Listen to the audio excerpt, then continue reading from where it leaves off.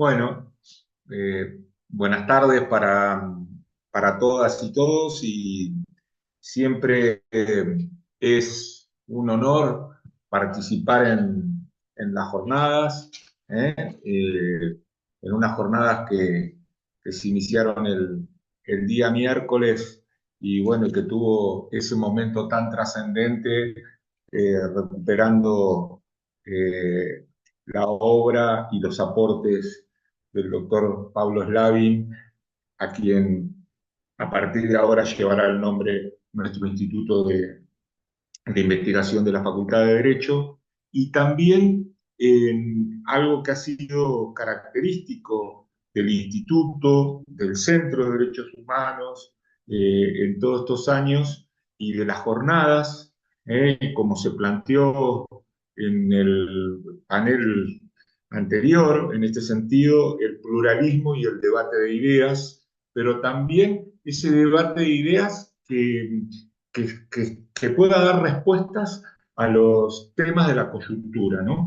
Y nos parecía, conversando con Pablo en su momento, que bueno, que en tiempos en los que está siendo atacado el sistema de las universidades públicas argentinas, era necesario volver a reflexionar de esa relación entre universidad y democracia y en esa línea de casi 41 años, eh, vamos a acercarnos a los 41 años de la normalización de las universidades y bueno, por eso proponíamos este panel que tenía dos ideas. Por un lado, ver el tema de la democratización y cómo también se van generando nuevas agendas. Y dentro de esas nuevas agendas aparece también el derecho a la educación superior, ¿no? Y en ese derecho a la educación superior,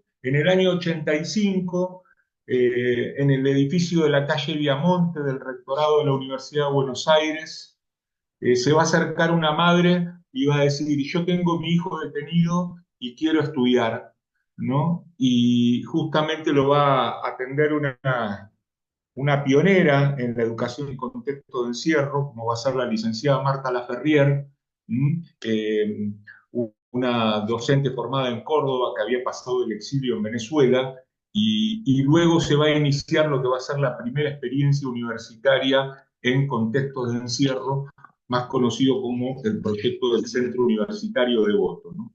Eso nos marca también ahí el tipo de cómo se va transformando la agenda de la universidad en una de las funciones sustantivas como es la extensión universitaria.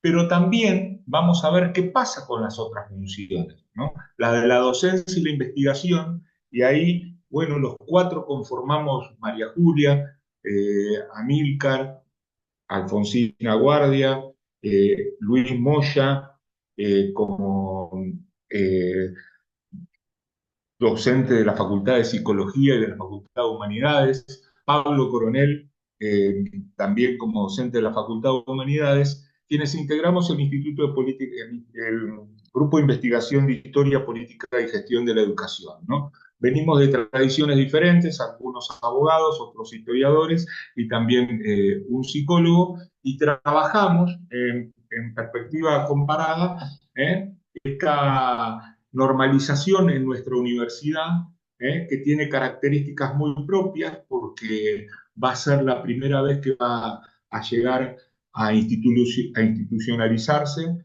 los principios de la reforma y los principios del gobierno. Así que bueno, le damos el inicio a Alfonsina y a Luis. Bueno, otra vez buenas tardes en este caso para este panel. Luis Moya, quien es licenciado en psicología y doctor en psicología, actualmente es el subsecretario de investigación de nuestra universidad y es el codirector de nuestro grupo. Y le vamos a pedir que empiece él porque a las 6 tiene que ir a dar clase en la Facultad de Psicología, así que tiene En que decir humanidades me algo toca. ahora. Hoy le toca Hoy humanidades. me toca humanidades. Hoy le toca humanidades. Bueno, Bueno, entonces, como tiene que ir dale. para allá, le vamos a solicitar a Luis que Bueno, arrancamos un poquito entonces. exactamente. Un poco nos robó el texto Juanjo con toda la presentación que hizo del grupo. En principio es la conjunción, me parece a mí, por ahí Alfonsina vos podés corregirme, de dos grupos, ¿no? Porque hay gente que está en el grupo también de Derecho, de la Facultad de Derecho, y gente que estamos en el grupo de la Facultad de Humanidades. Ambos grupos creo que trabajamos temáticas afines, similares, ¿sí? Poniendo el foco en distintos aspectos, pero hay algo que nos interesa a todos como grupo que tiene que ver con poder pensar la historia de nuestra universidad. Y básicamente una historia de universidad que es amplísima, digamos, o una larga historia. Lo que nos interesa ver, por lo menos en este momento del proyecto en el cual venimos trabajando, es en ese pasaje de la dictadura a la democracia y cómo eso afectó no solo a la sociedad, sino también a las propias instituciones de educación superior, básicamente en esta cuestión que tiene que ver con los principios de la reforma. ¿Qué pasó con los principios de la reforma universitaria en la época dictatorial y cómo eso se empieza a reconstruir a partir del año 1983 con la vuelta a la democracia y cómo se empieza a reconstruir esos principios con las dificultades que ello conllevó, digamos, ¿no? Nuestro grupo es, como decía Juanjo, es altamente interdisciplinario y nos gusta que así sea. Cada uno aportamos distintas miradas. Está María Julia, que está abogada, Alfonsina, Juanjo y Pablo, que son profesores de historia. Está Sebastián Puglisi, que trabaja en ciencias de la educación. Mariela Gómez, que trabaja en letras, en la Facultad de Humanidades de Letras, y yo que soy psicólogo, que me dedico a la historia de la psicología, básicamente, así que la verdad que entre todos estamos tratando de reconstruir de alguna manera un poco cuál es la historia de nuestra propia universidad, porque uno podría decir, bueno, ¿qué une a toda esta gente tan diversa? ¿Qué es lo que los une? Bueno, nos interesa, en principio, nos gusta la historia, eso seguro a todos. Y otra cuestión tiene que ver con poder pensar nuestra propia historia. Y lo que nos une no es nuestra propia historia individual de cada uno de nosotros, sino nuestro tránsito por la universidad. Por lo tanto, en los proyectos de investigación que venimos realizando, tomamos a la universidad como objeto de investigación básicamente pensándolo de una mirada histórica. Y como les decía hace un ratito, nos centramos básicamente en cómo se da este proceso de normalización de la universidad a partir de 1983 y qué dificultades empiezan a aparecer en estos primeros años, ¿sí? Para poder normalizar la universidad y poder recuperar esos principios de la reforma que habían sido de alguna manera anulados durante el proceso dictatorial. Para eso lo que hicimos fue entrevistas, salieron por el canal Universidad, ¿sí? Están ahí en YouTube, ahora Alfonsina seguro las comenta un poquito. Entrevistas de actores claves, búsqueda de archivos de diarios, ¿sí? Ahí en Villa Mitre, actas de Consejo Superior, actas de un montón de documentación, muchas de ellas eh, imposibilitadas de encontrarse, digamos. Piensen que durante la dictadura hay muchos archivos y eso que son destruidos, por lo tanto, frente a la ausencia de esas fuentes, un poco lo que hicimos fue trabajar bastante lo que es la historia oral. Así que ahí formándonos un poco los que, por lo menos los que no somos historiadores de base, en qué es la historia oral, cuáles son las herramientas, cómo lograr cierta objetividad, más allá de que es un concepto complejo, cuando uno hace historia oral y se empieza a encontrar con distintos discursos respecto a un mismo hecho. Y lo que nos empezamos a encontrar en principio fue, bueno, ¿qué pasa con la participación estudiantil en esos primeros años? ¿Qué pasa con los concursos? ¿No? Yo siempre doy el ejemplo de psicología. La carrera de psicología cierra en el año 86, perdón, el año 76 y reabre en el 86 como Escuela Superior de Psicología.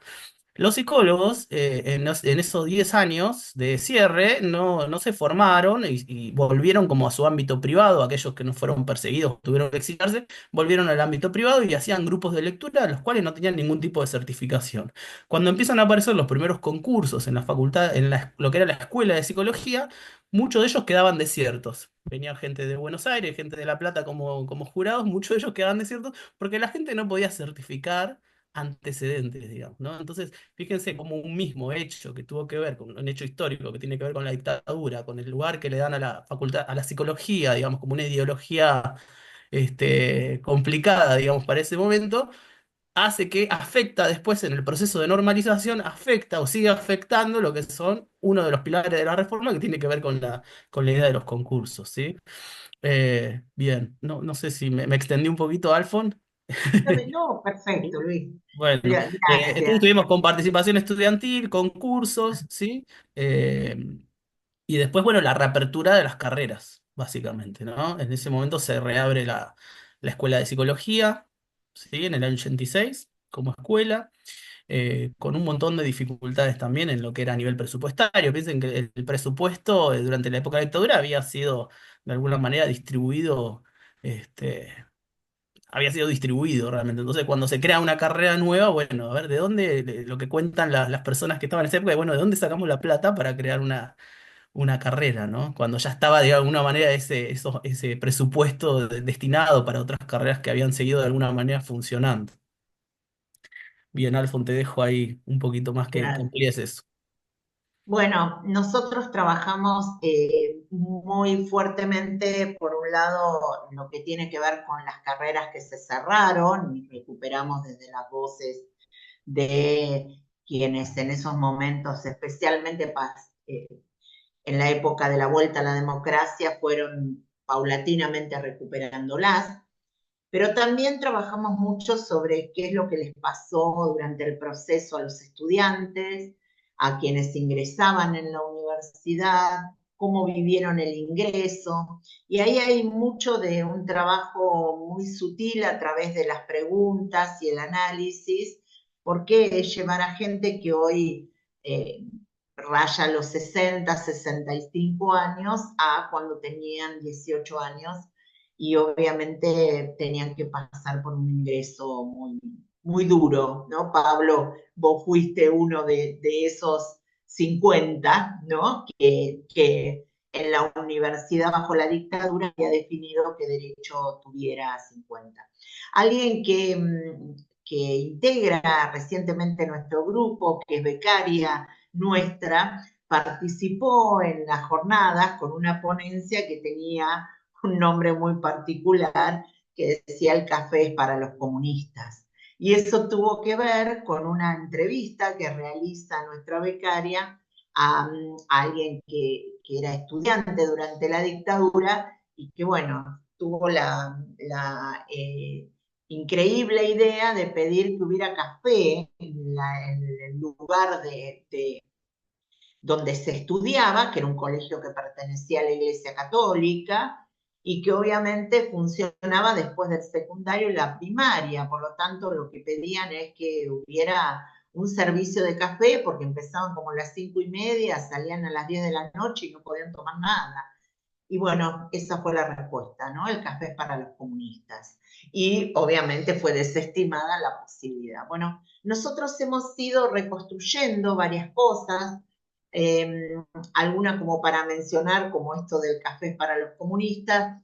Me interesa recuperar de la entrevista al primer rector normalizador que hicimos, que fue Iriarte, y cuando relata el proceso de menos de 60 días para crear un colegio preuniversitario que aún funciona en la ciudad y que este año cumplió 40 años, la búsqueda de fondos dejó sin efecto todos los contratos de aquellas personas que pertenecían a las fuerzas de seguridad y estaban en la nómina de trabajadores de la universidad. Los dio de baja, juntó todos esos fondos y a partir de ahí se les asignó a docentes que fueron los primeros docentes del colegio preuniversitario de nuestra ciudad. Ahí vino la provisión de fondos. Eso son algunas de las cuestiones que surgieron a partir de las entrevistas, en donde las grabamos algunas en el canal de la universidad.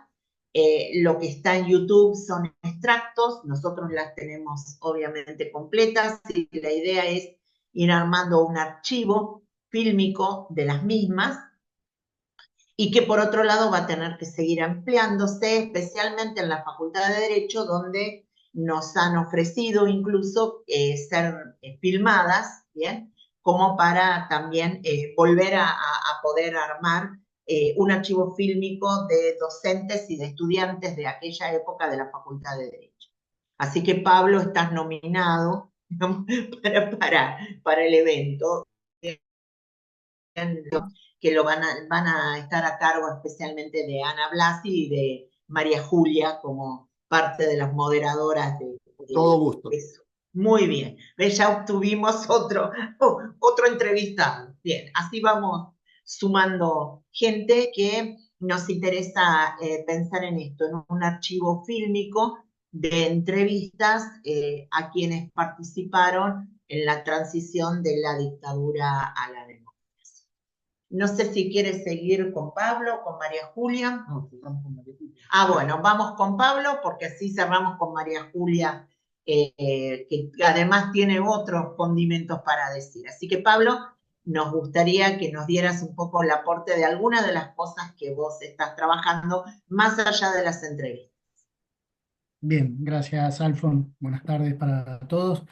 Sí, en el transcurrir de los distintos proyectos que vamos trabajando, yo un poco me dediqué a hacer archivo en el diario La Capital, fundamentalmente de la ciudad de Mar del Plata, disponible en Yamí, así que bueno, hice un rastreo bastante exhaustivo del diario La Capital. Una de las cosas que hay en el retorno democrático, la prensa local recuperaba mucho la información, las noticias educativas en general y de lo que pasaba en la universidad en particular. Entonces encontramos en el diario muchos ecos de debates que se daban en el seno de la universidad. En el medio de los debates de cómo lograr esta normalización que hacían referencia a mis compañeros, bueno, había debates, había tensiones y eso se reflejaba en la prensa, lo cual es muy interesante porque si eso sucediera hoy, posiblemente esos ecos no los encontraríamos a futuro. Pero en la década del 80 aparecían y mucho. Lo último que estuvimos trabajando es en torno al tema de los concursos, porque también lo que hay que decir es que en el caso de la Universidad de Mar del Plata, muchos de los principios reformistas se tienen que implementar por primera vez, ¿no? La universidad nuestra, el resultado de la fusión de la católica a la provincial, se da muy poquito tiempo antes del golpe, entonces toda distracción, bueno, no se llega a vivir y se vive plenamente a partir de la normalización. Entonces había muchos debates de cómo llevar adelante las cuestiones. El Consejo Superior Provisorio, cuando tiene que reglamentar la política de concursos, podríamos decir, aprueba una ordenanza que es la 91 del año 84, en la cual incluye los jurados como los conocemos ahora, con 3 docentes, un graduado y un estudiante. La presencia del estudiante va a ser resistida por un conjunto de docentes, algunos que trabajaban en la Facultad de Derecho, pero puntualmente acá vamos a referirnos al profesor Wenceslao Tejerina. ¿Por qué nos referimos a él? Porque es el que mantiene, podríamos decir, un intercambio de notas en el diario La Capital con el rector normalizador, ¿no? Con Chapiriarte. Entonces él no solo llevaba un planteo ante la justicia, sino que además también lo hacía en la prensa y el rector normalizador respondía, y también hay notas de Copari, que era el presidente de la FUN, respondiendo sus afirmaciones. Entonces tenemos en la prensa ahí, más allá que después está el fallo del caso Tejerina, eh, que es icónico, digamos, para el mundo reformista, porque en ese fallo se deja claro que la forma de organizar los concursos es potestad de las universidades en el marco de la autonomía y que la presencia del estudiante no vulneraba el derecho a la educación, como planteaba Tejerina, ni mucho menos, ¿no? Y en el fallo profundiza algunas cuestiones como diciendo, bueno, sería muy particular si se da lo que plantea Tejerina, de que el estudiante, que es el menos capacitado, dice Tejerina, consigue los 3 especialistas de hacer un dictamen como plantea él, ¿no? Como lo parecía irrazonable los planteos que propone. También en el fallo aparece claramente cuál es la función del estudiante, porque dicen, bueno, es verdad, es razonable pensar que el estudiante no puede evaluar la calidad científica de la producción del concursante, pero sí tiene capacidad de evaluar sus dotes pedagógicas, la manera de transmitir el conocimiento. Entonces la presencia del estudiante se entiende como razonable y por demás interesante. ¿Por qué lo planteamos como un tema importante? Lo interpretamos como una de los mojones que vienen a instalar las tradiciones reformistas en la Universidad Nacional de Mar del Plata. No solo los estudiantes en el gobierno, sino también los estudiantes en la sustanciar los concursos, ¿no? Algo bien fuerte que viene desde el 18. Bueno, esto lo trabajamos no solo a través de los fallos, tenemos relevado el recorrido jurídico que hizo el planteo de Tejerina, y también lo tenemos recuperado desde la prensa, y también aparece en algunas entrevistas estos planteos de aquellos estudiantes de esa época. Rodolfo Rodríguez en la entrevista dice: para nosotros los postulados de la reforma eran como la Biblia, ¿no? Periodicidad de cátedra, concurso, extensión, y con eso íbamos al frente con nuestros planteos. Y bueno, en muchos casos esto se dio, en otros no tanto, y también lo interesante, o por lo menos en lo personal es lo que me gusta, es buscar las tensiones, porque si no parece una novela romántica. Llegó la normalización y todo el mundo lo tomó como natural y estuvo todo muy bien. Bueno, todos sabemos que el desarrollo de las sociedades no funciona así.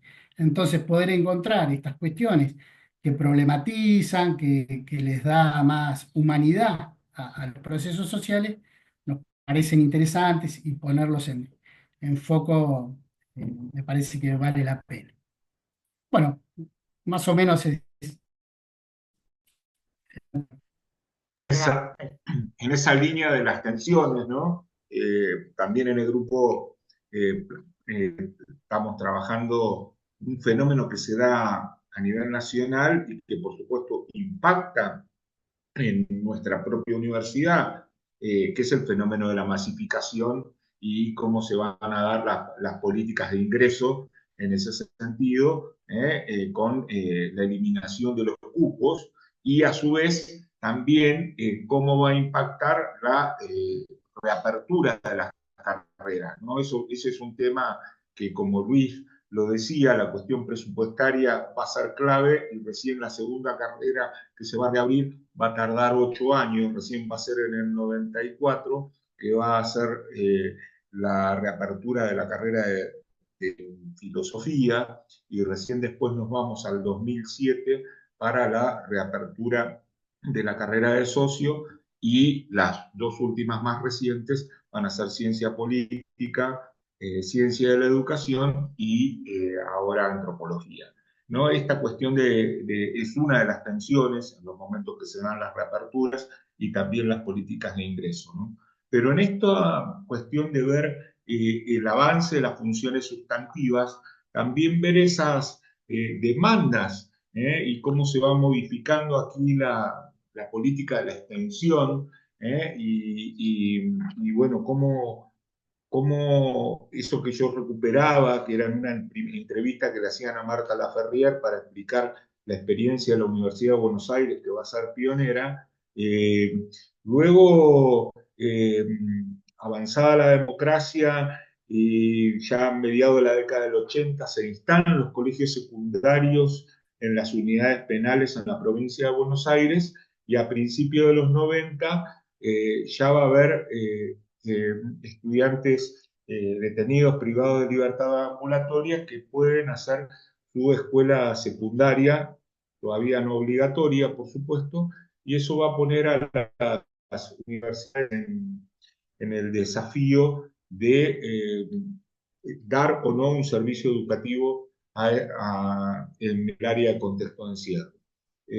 Bueno, nuestra universidad tuvo acciones al respecto, y especialmente nuestra Facultad de Derecho, y bueno, es importante recuperar en este sentido el trabajo del aula universitaria en la unidad penal 15, donde arranca ese proyecto impulsado por María Julia para acompañar estudiantes en las asignaturas de Derecho Político. Luego me sumo yo para colaborar en el área de Historia del Derecho Constitucional argentino, y hoy, digamos, también esa aula va a ser habitada por los estudiantes que cursan en Plan de Estudios 2018 la práctica sociocomunitaria. Acá vemos cómo la extensión universitaria comienza a tener una curricularización en las diferentes universidades y nuestra universidad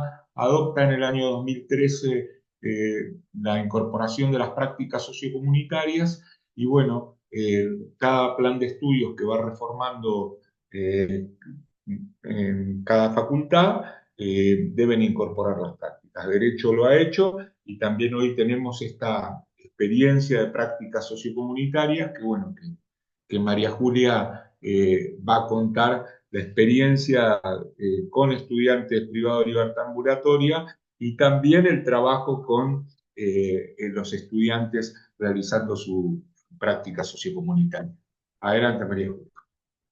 Bueno, gracias Juanjo. Me dejaron a mí para el final porque estoy acá hablando ante mi directora y ante mi director, ¿sí? Como formo parte de un proyecto de derecho y del proyecto de humanidades, acá estoy enlazando. Y bueno, y cuando vi este panel dije, uy, seguramente los colegas van a hablar de aspectos más institucionales y yo en definitiva voy a llegar con el acto educativo en contexto de encierro. Pero teniendo en cuenta esa característica de la democracia de la que habla Guillermo O'Donnell, esa apuesta universalista e incluyente, realmente en el acto educativo en contexto de encierro hablamos de democracia, porque estudiar en la cárcel se convierte en la oportunidad de recuperar para la población carcelaria el derecho a la educación que les fue negado, porque la mayoría reconocen trayectorias estudiantiles con muchas dificultades, variamente fragmentadas, y se da la paradoja que en el entorno carcelario completan los estudios primarios, los estudios secundarios, y bueno, los psiquiátricos no hay en la unidad penal, en el complejo en el penitenciario TAM, que compré varias unidades, ¿no? La 15, la 50, la 44, no hay un centro universitario, pero bueno, sí venimos teniendo experiencia de educación universitaria en contexto de encierro. Juanjo como moderador hizo un poco la introducción de mi trabajo y les comentó que ahí estamos llevando adelante un taller de alfabetización académica en la unidad penal 15, con alumnos que son varones y género, por eso me van a escuchar que no es que voy a utilizar el masculino generalizador, sino que me estoy refiriendo a una población de varones y géneros, un taller de alfabetización académica en principio para que sobre contenidos de derecho político e historia del derecho constitucional argentina. No obstante, sobre todo Juanjo continúa mediando entre la Facultad de Derecho y el aula universitaria de Batán para que los estudiantes sigan avanzando en poder rendir otras asignaturas de los cuales no se le dictan contenidos ahí presenciales, pero en este momento hay un estudiante que del 2020 a la fecha, Matías, ha podido rendir 18 asignaturas, lleva al día de la fecha, lo cual es algo inédito, ¿sí? y que abre camino. Pero bueno, me tengo que referir a las sociocomunitarias. Se incorporaron en el plan de estudios de nuestra carrera en 2018, obviamente para implicarse en el desarrollo de la comunidad en aspectos científicos, culturales y económicos, desde un enfoque multidisciplinar. Y desde el segundo cuatrimestre del 2021, estudiantes de estas prácticas acompañan el taller de alfabetización académica del aula universitaria.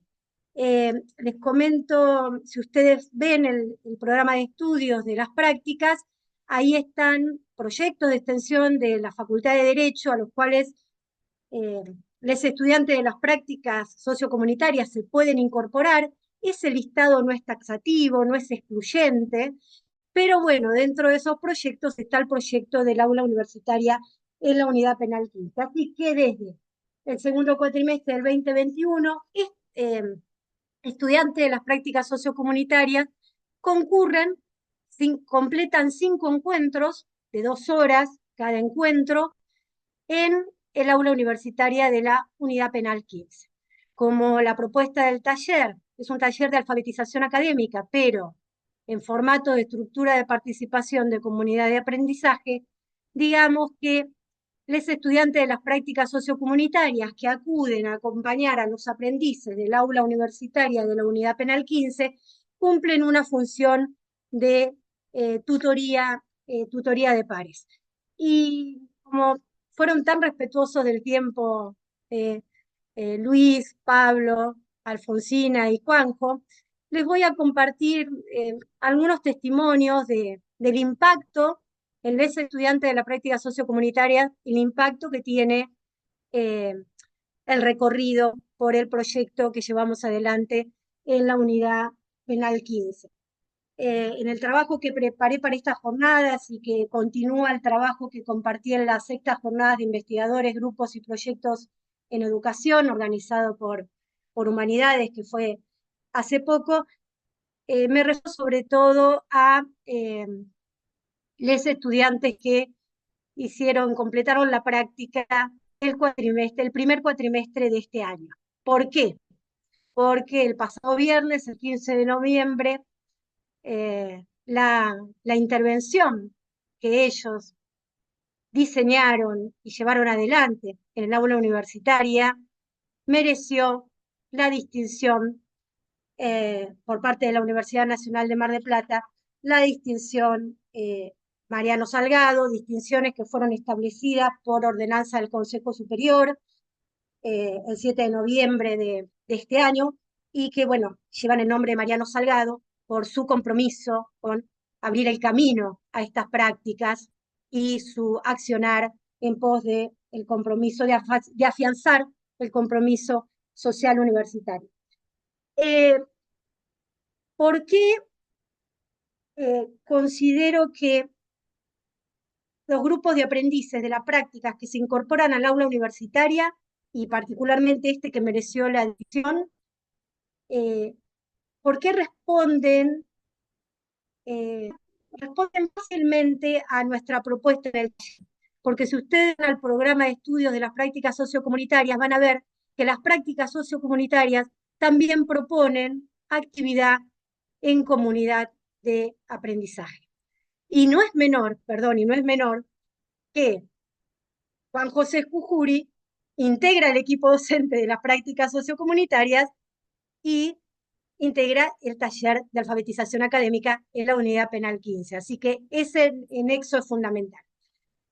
Para el trabajo final que los estudiantes de las prácticas sociocomunitarias tienen que presentar, tienen que exponer para cerrar con la actividad, el equipo docente de las prácticas les hace reflexionar sobre el impacto personal, el impacto profesional y el impacto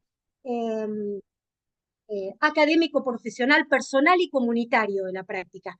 Entonces, voy a leerles de este grupo, integrado por Celeste, Lucas, Geraldine y Jacqueline, que hicieron la práctica en la unidad penal 15 el cuatrimestre pasado, algunas cosas que expresaron. Sobre el impacto profesional, para Celeste fue importante ejercitar habilidades de trabajo en equipo y también de liderazgo. Les comento, la intervención de ellos fue una propuesta de un simulacro de sesión en el Senado, donde se discutió una ley sobre la posibilidad de vouchers en la educación superior y después una ley sobre la legalización del cannabis con fines recreativos. Eso es lo que discutieron. En el caso de CT, dice que ejercitó habilidades de liderazgo porque en la sesión desempeñó el papel que le corresponde a la presidencia del Senado. También habilidades de planificación y comunicación.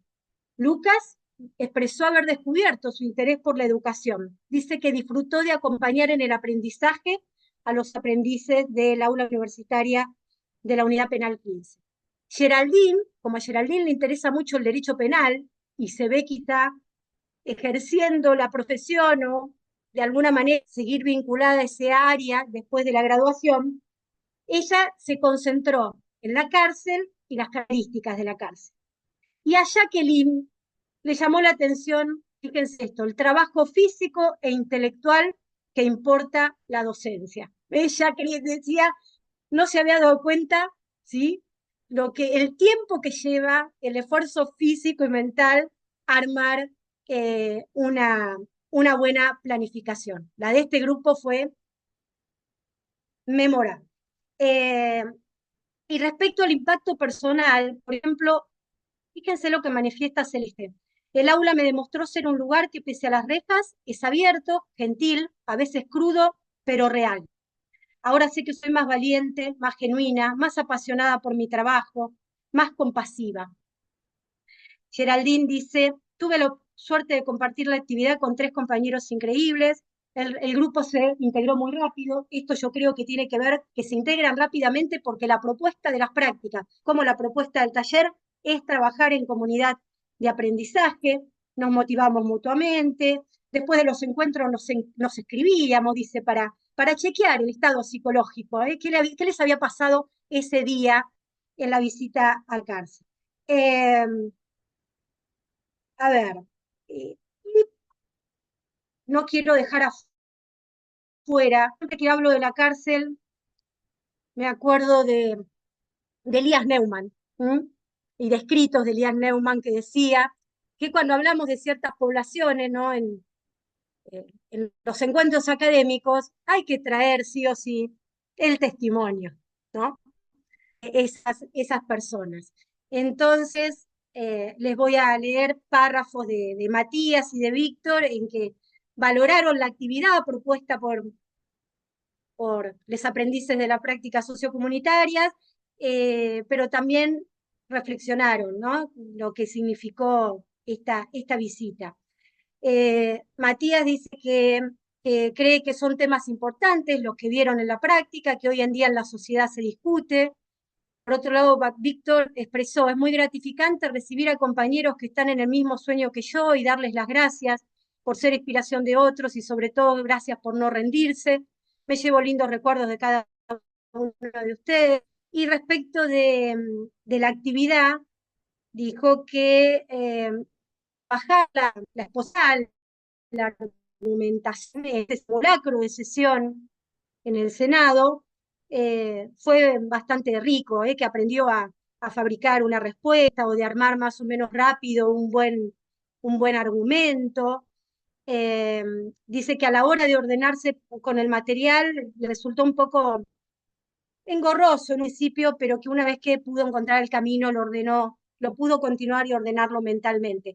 Les comento que Víctor, cuando le toca en el debate, en ese simulacro de la sesión del Senado, en el debate de la ley sobre legalización del cannabis con uso recreativo, él había indagado en el derecho comparado, en el derecho alemán, ¿sí? Entonces, en la propuesta que lleva para el articulado de esa ley, bueno, hizo un trabajo de indagar en derecho comparado. La ponencia la titulé La solidaridad como motor de organización, porque eso fue lo que expresaron los aprendices de la práctica sociocomunitaria, y me gustó eso de que el aula a veces es crudo, es un lugar crudo, pero real. El martes concurrimos con Juanjo, con el grupo que este cuatrimestre está, un grupo de 3, que está completando las prácticas. Y de un diario, de un cuestionario que elaboró este grupo, que los invitaba a reflexionar sobre lo que ellos encuentran en el aula universitaria, que quizá, y contrastar el ambiente del aula con el resto del ambiente, con el ambiente de los pabellones, con el ambiente de otros espacios de la cárcel, empezaron a hablar del uso de la jerga carcelaria, que fue impresionante. En los años que llevamos recorriendo el espacio, no habíamos escuchado, ¿no es cierto, Juanjo? Eso surge cuando aparecen los estudiantes y el trauma también de la cárcel. Uno de los internos dijo, esto te deja una marca de por vida, esto te cambia para toda la vida. Y por eso, un lugar crudo, pero real, en donde creo que las prácticas sociocomunitarias ayudan a quienes diseñamos y ejecutamos el taller. Por el momento, el profesor Jujuy y yo esperamos que se vayan sumando más gente al equipo, porque ya nos cuesta sobre todo subirnos al 20, ¿eh? Nuestras rodillitas están un poco ya resentidas de trepar al 720, necesitamos personas más jóvenes, pero bueno, se incorporan nuevas personas al aula, nosotros nos corremos del centro y bueno, y surgen nuevos testimonios. Y bueno, un lugar crudo, un lugar real, donde hay aire y donde por estas características que les quise esbozar, y perdón, me excedí en 5 minutos, tomé 5 minutos más de los que tomaron los anteriores expositores, un lugar en el que Analía Umpierres dice, los pabellones quedan afuera, en el aula hay aire. Esa imagen, no sé, la cito en cada uno de mis trabajos porque es una experiencia respirable, y más respirable aún cuando se incorporan estudiantes de la práctica sociocomunitaria que vienen con la misma propuesta de trabajo, trabajar en comunidad de aprendizaje, la solidaridad como motor de organización, que fue la expresión que utilizó este grupo, que consiguieron esta distinción. Y el lunes a las 16, 17, Juanjo, ¿no? Celeste, Luca, Geraldine y Jacqueline van a estar hablando por Radio Universidad, así que les invito a que pongan la radio y escuchen el testimonio. Están muy emocionados por haber recibido la distinción, así que les invito a compartir un poco de la experiencia. Y bueno, y acá quiero agradecer a Pablo y al resto del equipo docente de Derecho Político, porque si bien Pablo hasta ahora no lo hemos podido convencer de que ingrese al espacio de la cárcel, nos acompaña siempre dándonos este espacio, promoviendo actividades conectadas. El equipo docente ha donado material, libros, apuntes, material didáctico, entonces nos sentimos acompañados por las respectivas asignaturas, que acá presentes Pablo y Alfonsina, de Derecho Político e Historia del Derecho y Constitucional Argentina. Así que eh, eso es más o menos lo que venimos haciendo, y nos encuentran un fin de año, no sé, reanimados por la distinción, por el resultado de estos grupos, con muchas ganas de ver qué hacemos el año entrante. Gracias. Bueno, gracias a todos. Y la verdad, el trabajo que hacen es encomiable. Reconozco, cada uno tiene sus traumas, o algunos por lo tenemos nuestros traumas. El mío de toda la vida fue caer 5 minutos preso. Están diciendo que cambia la vida de prisión. La verdad, siempre me aterrorizó lo que podía llegar a suceder de estar 5 minutos, y la entrada en la cárcel ya es un tema que me trauma, la verdad. He tenido que tomar muchos exámenes fuera, tomábamos exámenes en la facultad, pedíamos que le sacaran las esposas porque venían esposados a rendir examen, al complejo primero, a la facultad nueva después, pero sinceramente nunca pude traspasar esa barrera de ir, así que los envidio, y son la verdad un orgullo la tarea que están haciendo. Además, ya traspasando lo que lo que contaban específicamente de la cárcel como cierre, la educación en contexto de encierro. Creo que toda la recuperación del periodo de transición es una tarea muy importante en la actualidad y además, bueno, a quienes nos tocó vivir justamente la etapa de transición es bastante movilizante, por usar un término que en esta jornada me tocó mucho. Cuando hablaban recién, Pablo hablaba de recuperar esos debates, me acordaba, y Juanjo debe recordarlo, el famoso, un gran debate que hubo en las aulas superiores del complejo, que tuvo a mi padre de un lado y al pues Petillani por el otro, en el cual se estaba discutiendo en el año, creo que era 86, la posibilidad de establecer el divorcio, la ley de divorcio vinculada en nuestro país. Y por supuesto mi padre estaba a favor de la ley de divorcio y eh, en defensa de la misma. Y bueno, la otra postura era encabezada por el doctor Petillani, que por entonces era el titular de la materia derecho de familia. Así que esos debates eran debates en los cuales en esa aula grande podía haber 400 personas, 500 personas en un ambiente plano, con mala acústica, pero eran realmente debates muy, muy movilizantes. En una etapa de recuperación democrática, que cuando uno mira algunas películas y ve la recuperación en España después de la caída de Franco, tiene mucho de eso, mucho del sentido de libertad, de las peñas, de poder salir y encontrarnos todos juntos sin tener que estar, como decían ayer, no sé si era Alfonsino quien lo comentaba, tener que salir con el documento en la mano para no ir detenido 10 minutos, 5 minutos o mucho tiempo. Pero al mismo tiempo el temor de que guarda con lo que decís, que te están controlando, que en cualquier momento van a volver, porque esto que hoy algunos no tienen mucho sentido, Oscar lo puede explicar muy bien, en aquel momento que la democracia fuese a durar no era algo esperable. No habíamos tenido procesos democráticos con durabilidad. Y de hecho, cuando hemos tenido que discutir en los proyectos de justicia transicional que llevamos adelante, lo que era el indulto, y en realidad el indulto, no, perdón, sino la obediencia de vida y el punto final, que son cosas muy distintas.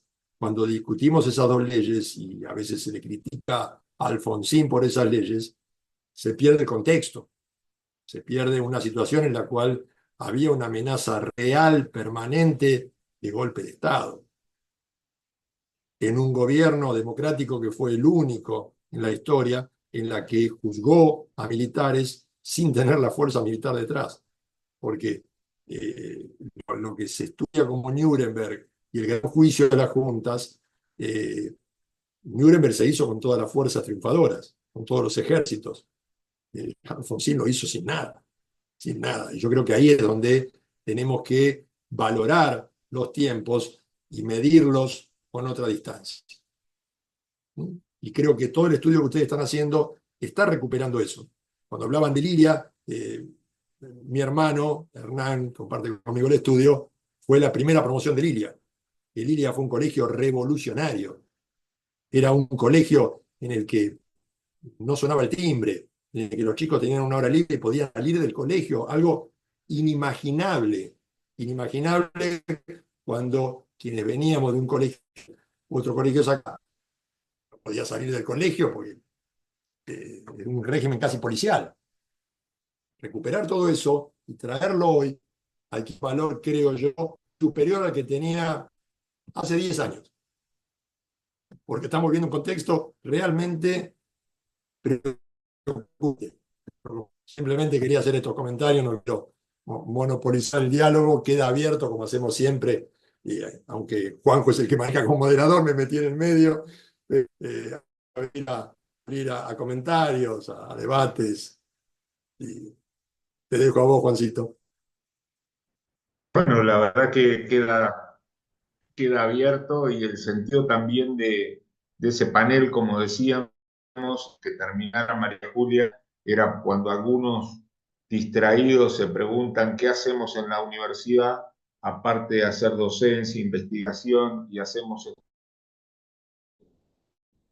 este contexto de encierro, ¿no? Me parece que esa intencionalidad era la que tenía y bueno, también seguramente Oscar nos va a poder aportar la experiencia de la normalización en Rosario, en esa Facultad de Derecho de Rosario, donde, bueno, eh, marcábamos un poco esto, ¿no? Que era, que lo dijo todo el grupo, era incorporar tradiciones que no se tenían en esta universidad a tal punto que todos los estatutos que se hacen en la provincia de Buenos Aires, tanto la Universidad de Loma de Zamora como la Universidad del Centro, con sede en Tandil, y como Mar del Plata, van a tomar como referencia el estatuto de la Universidad Nacional de La Plata. Como las provincias del norte van a tomar el de Tucumán. Así que bueno, dejamos abierta eh, a las preguntas, a comentarios. Quiero destacar también que Juanjo, Alfonsina, María Julia, no solamente trabajan, especialmente los primeros en ámbito de contexto de encierro, en la parte de extensión, sino que además son docentes en la Universidad Popular de los Trabajadores y Trabajadoras, que es otro proyecto de extensión desde el Sindicato de Empleado de Comercio, se da ahora a nivel nacional y en el cual ellos llevan adelante el dictado de varias materias, mostrando una amplitud muy grande y unas ganas de hacer docencia.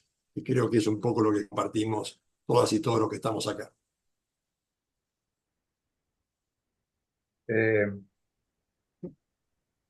voy a, Adelante, Oscar.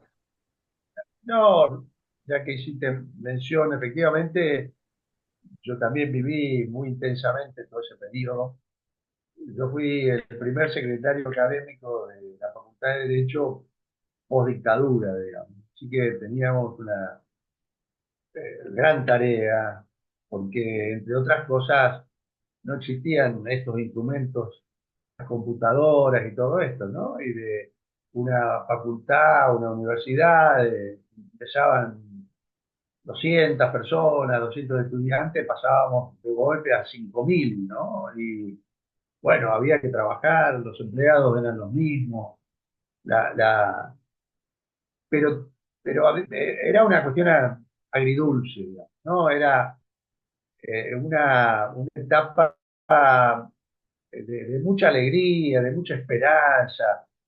Eh, las mismas elecciones estudiantiles, en donde todas las fuerzas políticas iban prácticamente, por lo menos en la primera elección en la Facultad de Derecho Rosario, iban todas juntas frente a alguna que era resabio de la dictadura, digamos, o los hijos de este, los concursos universitarios, que posibilitaban la normalización, y además algunos hechos que eran puntuales.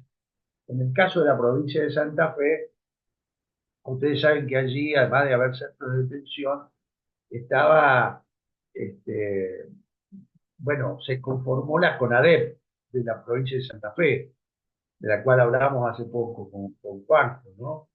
Que mi padre fue el presidente de la CONADEP. Y en octubre del 84, en Rosario se produjo un hecho gravísimo institucional que en zona liberada entraron a los tribunales provinciales de Rosario y entraron al juzgado donde un juez provincial de instrucción llevaba causa de todas las denuncias que la CONADEP había tenido y, bueno, maniataron a los policías que estaban ahí y tomaron, destruyeron, robaron toda esa documentación o gran parte de esa manifestación, otra no estaba allí por suerte, pero fue un hecho realmente vandálico. ¿Y por qué la conexión? Porque siendo el secretario académico, vi que uno de los alumnos, o una de las personas que quería ingresar como alumno, era de los que habían sido apuntados como culpables de varias cosas, digamos. Y bueno, me acuerdo que yo hice un escrito y se lo llevé al juez de la causa, diciendo, mire, ustedes lo están buscando y acá se está queriendo inscribir como alumno de la facultad, vaya a ser con qué intenciones lo hacía, o sabemos con qué intenciones, pero esto, como decía Pablo, demostraba el grado de fragilidad de la democracia que se daba en la política en general y la universidad en particular, porque esto estaba sucediendo a la par en la propia universidad. Así que, bueno, reitero, una parte de alegría, de esperanza, de todo lo que podríamos hacer, y otra parte de que estábamos viviendo en un clima que técnicamente era de transición, porque no estaba dada la consolidación democrática. Así que esa es un poco la perspectiva que puedo dar de este tema específicamente. Gracias, Oscarcito. No sé si hay alguien más que quiera hacer algún comentario, alguna otra reacción.